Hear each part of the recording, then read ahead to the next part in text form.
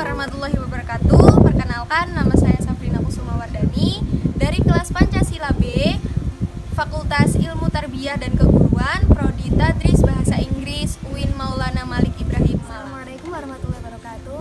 Perkenalkan, nama saya Vanessa Zalani Firsta dari kelas Pancasila B, Fakultas Ilmu Tarbiyah dan Keguruan, Prodi Tadris Bahasa Inggris, UIN Maulana Malik Ibrahim, Malang. Assalamualaikum warahmatullahi wabarakatuh. Perkenalkan, nama saya M. Marcella. Saya dari kelas Pancasila B, Fakultas Ilmu Tarbiyah dan Keguruan, Prodi Tadris Bahasa Inggris. Assalamualaikum warahmatullahi wabarakatuh. Perkenalkan, nama saya Cika Azizah Purtanto.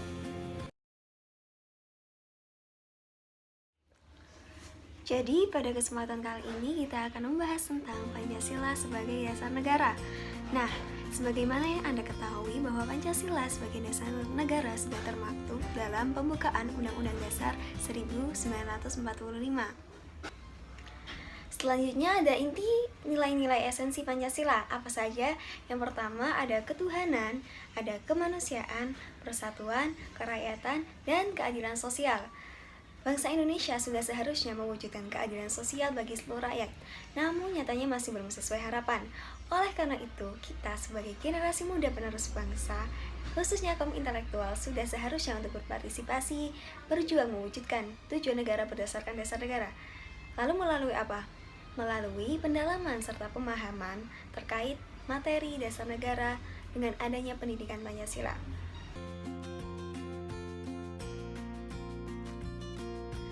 Memahami adanya konsep negara.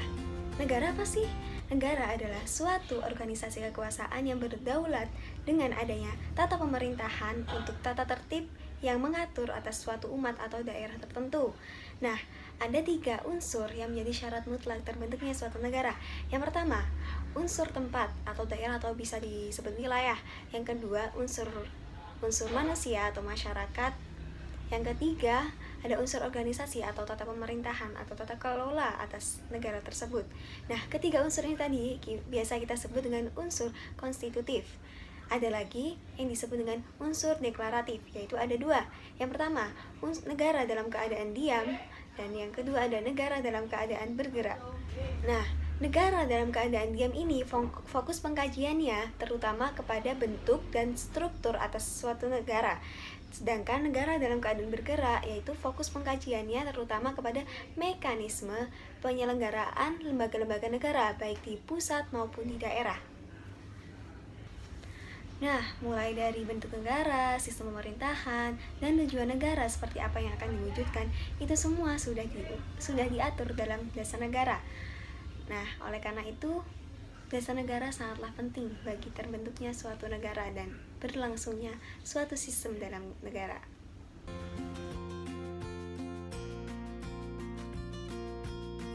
Mengenai konsep tujuan negara, ada 5 teori tujuan negara menurut Diponolo. Yang pertama ada kekuatan, kekuasaan, dan kebesaran. Yang kedua ada kemerdekaan sebagai tujuan negara.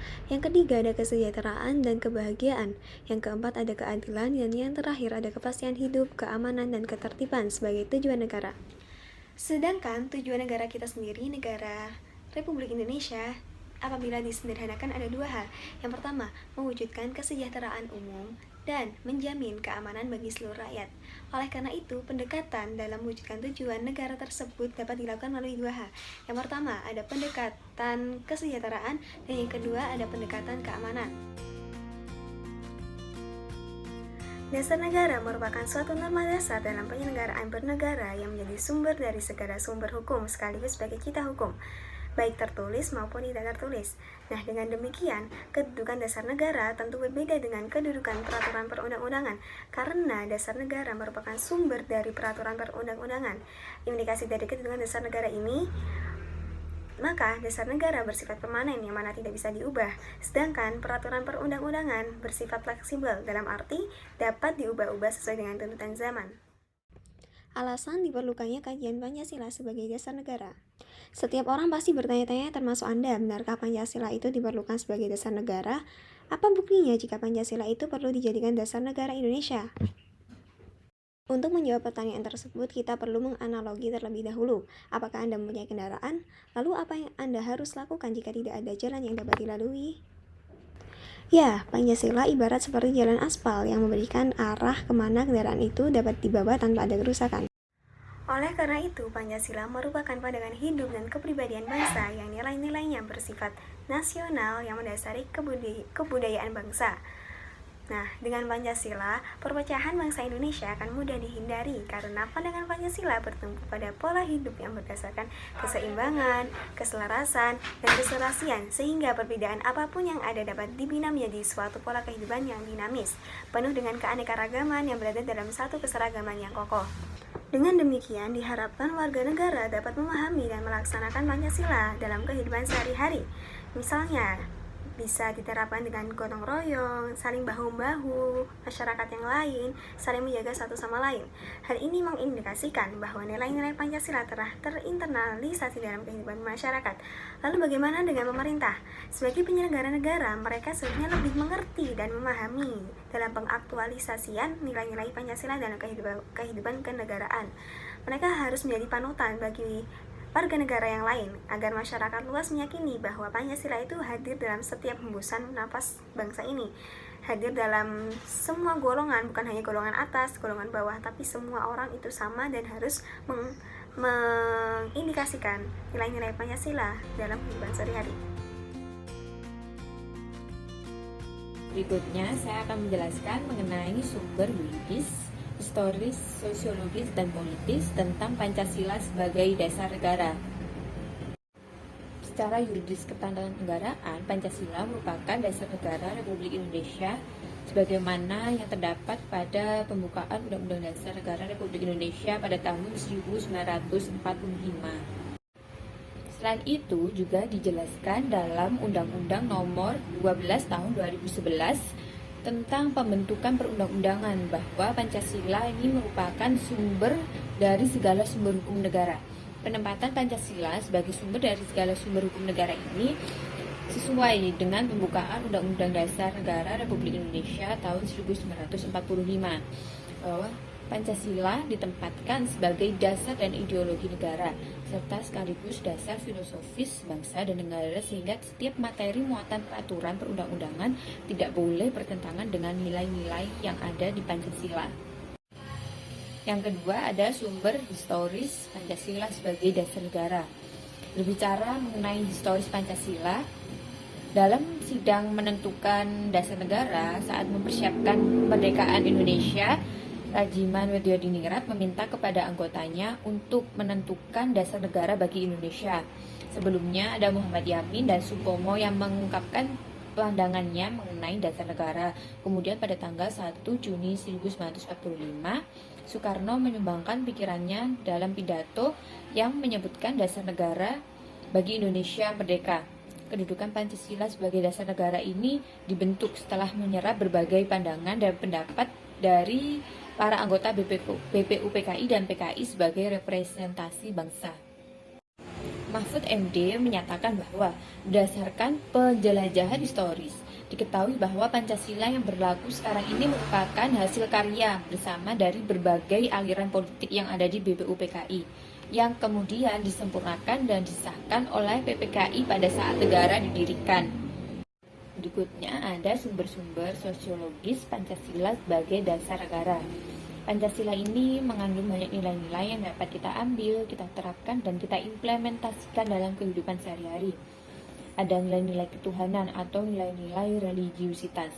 Nilai ini sebagai sumber etika dan spiritualitas yang dianggap penting pada kehidupan bernegara dan berbangsa. Jadi, negara menurut Pancasila ini diharapkan dapat melindungi dan mengembangkan kehidupan beragama, sementara agama diharapkan dapat memainkan peran publik yang berkaitan dengan penguatan etika dan norma sosial. Kemudian juga ada nilai-nilai kemanusiaan yang bersumber dari hukum Tuhan, hukum alam, dan sifat-sifat sosial yang bersifat horizontal. Ini juga dianggap penting sebagai fundamental etika dalam kehidupan bernegara. Kemudian juga ada nilai-nilai keadilan sosial, di mana nilai-nilai keadilan sosial ini menghendaki adanya keseimbangan antara peran antar individu. Kemudian juga adanya keseimbangan antara peran manusia sebagai makhluk individu dan makhluk sosial, juga pemenuhan hak sipil, politik, ekonomi, sosial, dan budaya yang merata kepada seluruh masyarakat tanpa adanya pandang bulu. Yang terakhir ada sumber politis Pancasila sebagai dasar negara. Pada pasal 1 ayat 2 Undang-Undang Dasar 1945 terkandung makna bahwa Pancasila menjelma menjadi asas dalam sistem demokrasi konstitusional. Maksudnya bagaimana? Jadi Pancasila ini menjadi landasan etik dalam kehidupan politik berbangsa dan bernegara di Indonesia. Membangun argumen tentang dinamika dan tantangan Pancasila sebagai dasar negara. 1. Argumen tentang dinamika Pancasila. Pancasila sebagai dasar negara lahir dan berkembang melalui suatu proses yang cukup panjang. Pada mulanya, adat istiadat dan agama menjadi kekuatan yang membentuk adanya pandangan hidup. Setelah Soekarno menggali kembali nilai-nilai luhur budaya Indonesia, pada tanggal 1 Juni 1945, barulah Pancasila disuarakan menjadi dasar negara yang diresmikan pada tanggal 18 Agustus 1945. Dengan dimasukkannya sila-sila Pancasila dalam pembukaan Undang-Undang Dasar Negara Republik Indonesia tahun 1945. Dengan bersumberkan budaya, adat istiadat, dan agama sebagai tonggaknya, nilai-nilai Pancasila diyakini kebenarannya dan senantiasa melekat dalam kehidupan bangsa dan negara Indonesia. Pada masa pemerintahan Presiden Soeharto, ditegaskan bahwa Pancasila sebagai dasar negara akan dilaksanakan secara murni dan konsekuen. Menyusul kemudian diterbitkan Ketetapan MPR Nomor 2/MPR/1978 tentang pedoman penghayatan dan pengalaman Pancasila.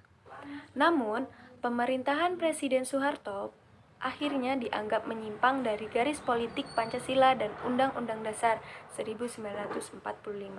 Beliau dianggap cenderung melakukan praktik liberalisme dan kapitalisme dalam mengelola negara. Pada tahun 2004 sampai sekarang berkembang gerakan para akademisme dan pemerhati serta pencinta Pancasila yang kembali menyuarakan Pancasila sebagai dasar negara melalui berbagai kegiatan seminar dan kongres. Hal tersebut ditunjukkan untuk mengembalikan eksistensi Pancasila dan membudayakan nilai-nilai Pancasila sebagai pandangan hidup bangsa serta menegaskan Pancasila sebagai dasar negara guna menjadi sumber hukum dalam penyelenggaraan pemerintahan negara. 2. Argumen tentang tantangan terhadap Pancasila. Pada era globalisasi dewasa ini, banyak hal yang akan merusak mental dan nilai moral Pancasila yang menjadi kebanggaan bangsa dan negara Indonesia. Dengan demikian, Indonesia perlu waspada dan berupaya agar ketahanan mental ideologi bangsa Indonesia tidak tergerus. Pancasila harus senantiasa menjadi benteng moral dalam menjawab tantangan-tantangan terhadap unsur-unsur kehidupan bernegara, yaitu sosial, politik, ekonomi, budaya, dan agama. Tantangan yang muncul antara lain berasal dari derasnya arus paham-paham yang berdasar pada otoritas materi, seperti liberalisme, kapitalisme, komunisme, sekularisme, pragmatisme, dan hedonisme, yang mengerus kepribadian bangsa yang berkarakter nilai-nilai Pancasila. Hal ini pun dapat dilihat dengan jelas betapa paham-paham tersebut telah merasuk jauh dalam kehidupan bangsa Indonesia sehingga melupakan kultur bangsa Indonesia yang memiliki sifat religius, santun, dan gotong royong. Dari kata essence yang menurut Kamus Longman berarti the most basic and important quality something, sedangkan dalam KBBI esensi adalah kata benda yang artinya hakikat, inti, atau hal yang pokok. Contoh esensi Pancasila. Yang pertama pada sila pertama, yaitu ketuhanan yang Maha Esa. Semua rakyat Indonesia boleh memilih menganut apapun agama yang ia percayai. Contoh yang kedua pada sila kedua, yakni kemanusiaan yang adil dan beradab. Contohnya, majikan tidak boleh sewenang-wenang kepada pembantunya. Yang ketiga pada sila ketiga, yakni persatuan Indonesia. Kita tidak boleh menonjolkan masing-masing kebudayaan yang akan membuat bentrok antara suku, tetapi kita harus melestarikannya bersama-sama. Yang keempat, yakni kerakyatan yang dipimpin oleh hikmat kebijaksanaan dalam permusyawaratan perwakilan. Contohnya, rapat keluarga setiap RT untuk membahas masalah dalam lingkungan tersebut. Dan yang terakhir yaitu keadilan sosial bagi seluruh rakyat Indonesia. Contohnya, pemerintah mengadakan program wajib bersekolah selama 9 tahun tanpa membeda-bedakan guna mengatasi masalah pendidikan yang begitu rendah. Dari contoh di atas, tampak bahwa Pancasila berperan penting sebagai dasar negara kehidupan bersama di Indonesia. Memahami urgensi Pancasila sebagai dasar negara bisa menggunakan dua pendekatan. Yang pertama, institusional, dan yang kedua, pendekatan sumber daya manusia. Pendekatan institusional yakni membentuk dan menyelenggarakan negara yang berdasarkan pada nilai-nilai Pancasila, sehingga negara Indonesia dapat mewujudkan tujuan negara atau terpenuhnya kepentingan nasional. Sementara pendekatan sumber daya manusia yaitu orang-orang yang menjalankan pemerintahan dengan cara melaksanakan nilai-nilai Pancasila secara murni dan konsekuen dan mengemban tugas dan bertanggung jawab, sehingga kebijakan negara menghasilkan kebijakan yang mengedepankan kepentingan rakyat. Urgensi Pancasila pada dasar negara. Yang pertama, agar para pejabat publik dalam menyelenggarakan negara tidak kehilangan arah. Yang kedua, agar partisipasi aktif seluruh warga negara dalam berproses pembangunan dalam berbagai bidang kehidupan bangsa dijiwai oleh nilai-nilai Pancasila.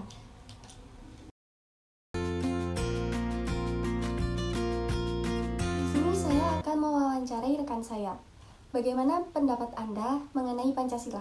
Pancasila menurut saya sebagai identitas nasional dan menjadi ciri khas Indonesia. Baik, pertanyaan selanjutnya, bagaimana pendapat Anda jika suatu negara tidak memiliki pandangan hidup ataupun dasar negara?